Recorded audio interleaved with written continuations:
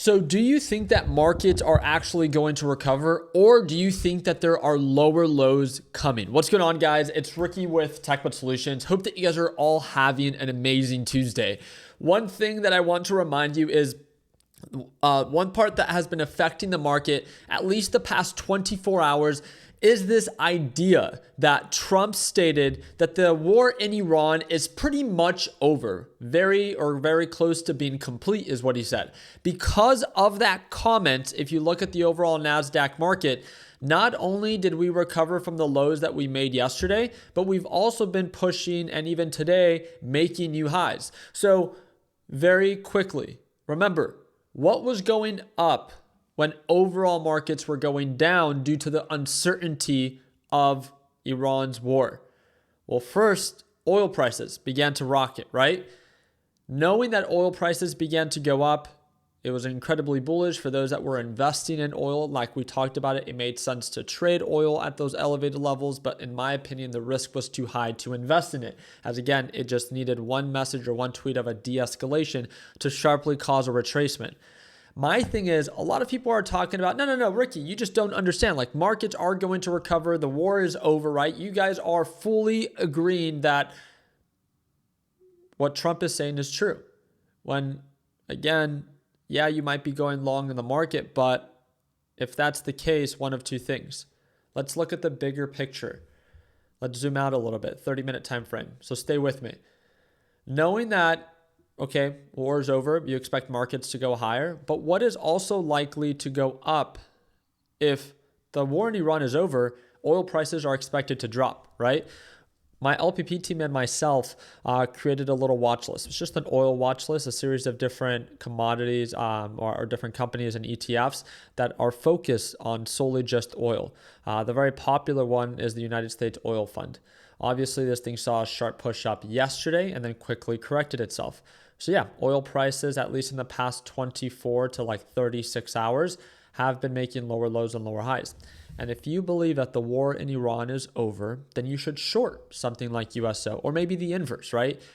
SCO, which is the inverse ETF, right? I think talk is cheap, put money where your mouth is. And if you really think the war in Iran is over, why wouldn't you try to capitalize on this? You know that oil is overbought. And if truly the war is over, oil prices are likely to drop and correct. And therefore, as oil drops, SCO is most likely to go up. On top of that, well, what other areas in the market have been negatively impacted because of oil? Well, we also made a little watch list, and that's the airline watch list. Airlines, 20 to 30% of their expenses is oil. As oil has gone up, as we've seen, it's more expensive at the pump. What do you think these airlines have experienced? If you look at American Airlines, especially on the larger timeframes, you can see that it went from highs of $16 per share all the way down to $10 per share, or $10.50. Again, if oil prices are likely to drop, it's not that American Airlines has to make a full recovery, but what was once acting as a negative catalyst because of higher oil prices, meaning higher expenses for these businesses, then that means that, hey, maybe we want to buy into the dip. And don't get me wrong. I just had a conversation with my kid's financial advisor, and he liked the idea. We invested into, my favorite one is Southwest, but their intention is not to make money anytime soon, because I believe things can get worse before they get better. Southwest was cheap enough. It was a good enough deal based off of recent price levels that the overall long-term outlook, I like Southwest. And I definitely think it's a fair deal at 42, right? Do I think that it can go lower? Of course.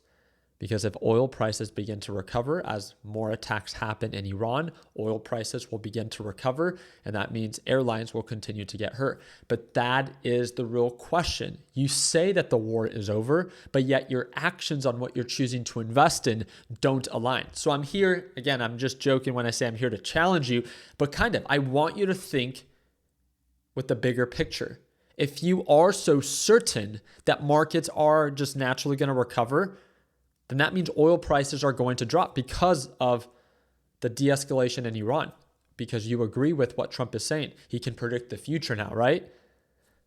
So then why not go long aggressively on airlines? Why not go short on oil?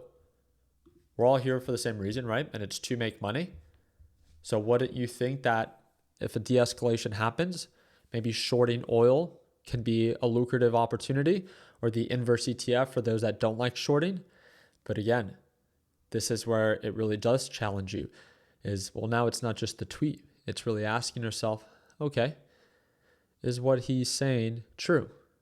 Will the US no longer attack?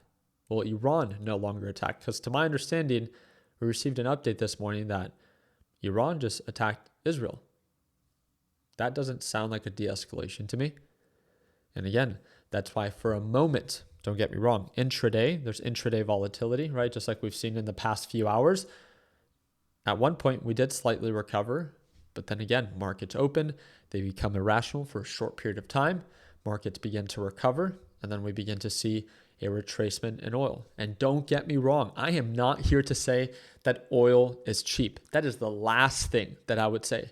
I am challenging you and encouraging you to think bigger. Instead of just in the day, think maybe for the next week or next month. What's your outlook? Do you actually expect the war in Iran to be over?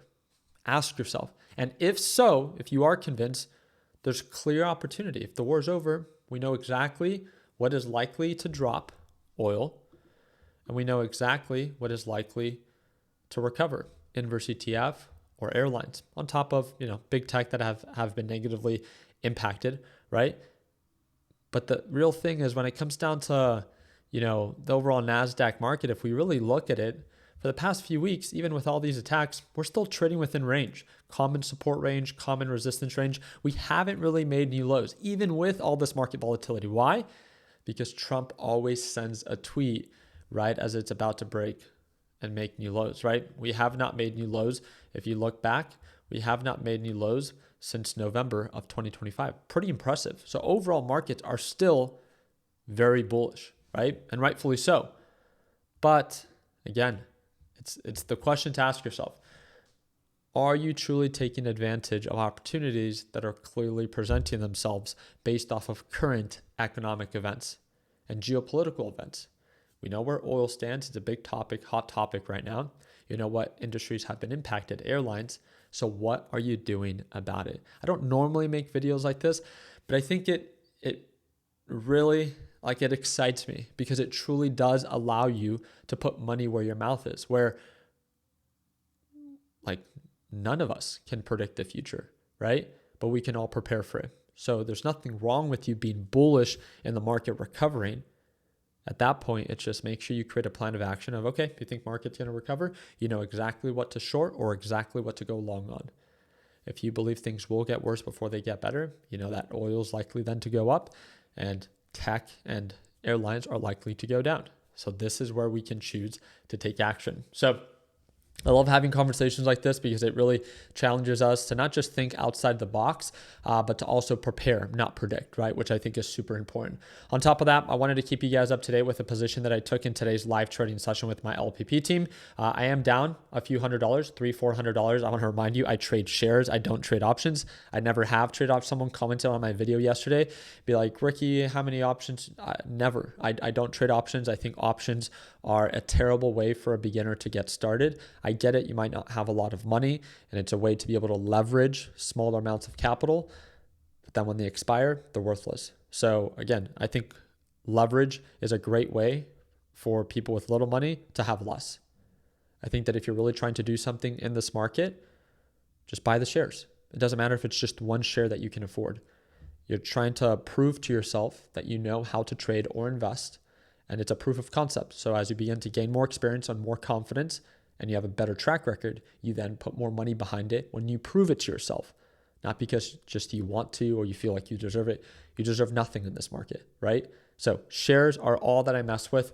I don't do options. And yeah, that's pretty much it. I like to show you guys my good days, my bad days. I did a pretty good job in today's live trading session, taking profits or reducing my position on MSTZ as we saw a quick retracement on MSTR, but then it sharply recovered and now presented an opportunity. And if we even see the slightest retracement on MSTR, if BTC begins to retrace, as I believe it can, just because I believe so doesn't mean that you should. Again, this is my trade, not yours. I don't encourage any beginner to copy what it is that I'm doing, shorting, comes at a greater form of risk, and I want you guys to understand that. But I love sharing my ideas, not because I'm perfect, not because I need to be right, but because they align with my criteria. And that's the whole point of my channel, is to have conversation and open dialogue with you guys, and to also then be able to follow up and be like, hey, I wonder if this thing, ended up paying off.